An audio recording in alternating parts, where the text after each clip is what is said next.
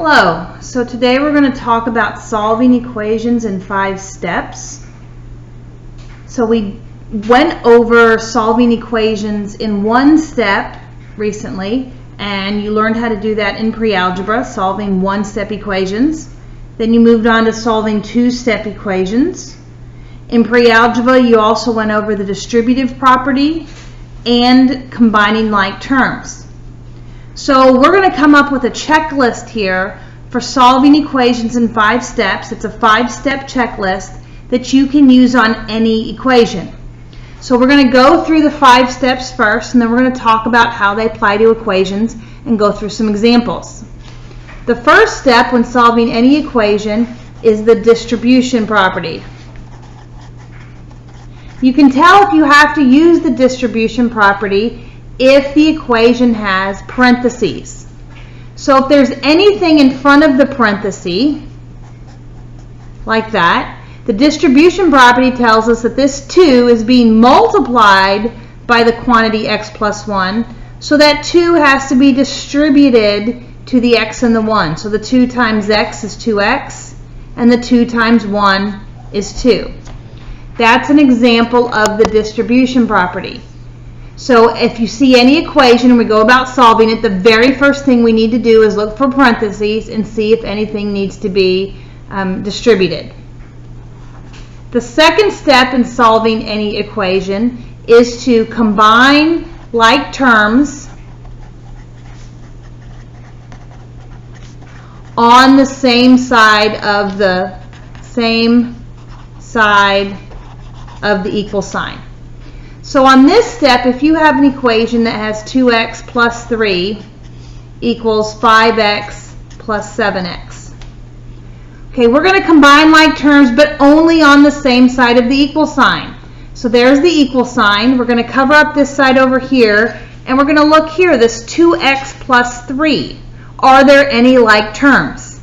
Can the 2x and the 3 combine? The answer is no, they cannot, because the 2x has an x, and this term does not have an x. Remember, you can only combine like terms if they have the same variable with the same exponent. So nothing on this side can combine. Now we need to look over on this side, and we need to ask ourselves, can anything combine? We have a 5x and a 7x. They both have x's. The x has the same power, it's not raised to different powers, so we can combine that 5x and that 7x.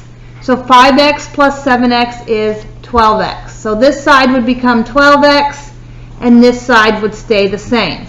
Because remember, step 2 is just combining on the same side of the equal sign. We're not going back and forth to the equal sign on either side of the equal sign just yet. Step 3 is to collect the variables.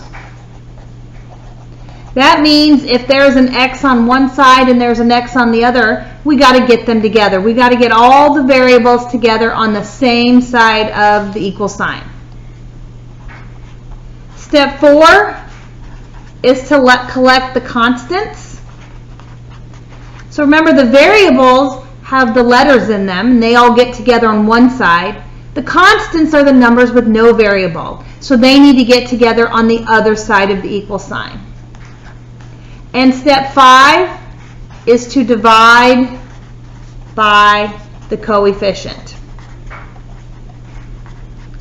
So this is your 5 steps to solving any equation. Make sure you write these down and have them in your notes. Step 1, distribution property. Step 2, combining like terms on the same side of the equal sign. Step 3, collect the variables on one side. Step 4, whichever side the variables have been collected on, we're going to collect the constants on the other side. And step 5, to divide by the coefficient, and then you will have solved the equation. So watch my next video, and we're going to go through some examples of applying this 5-step process to solving equations.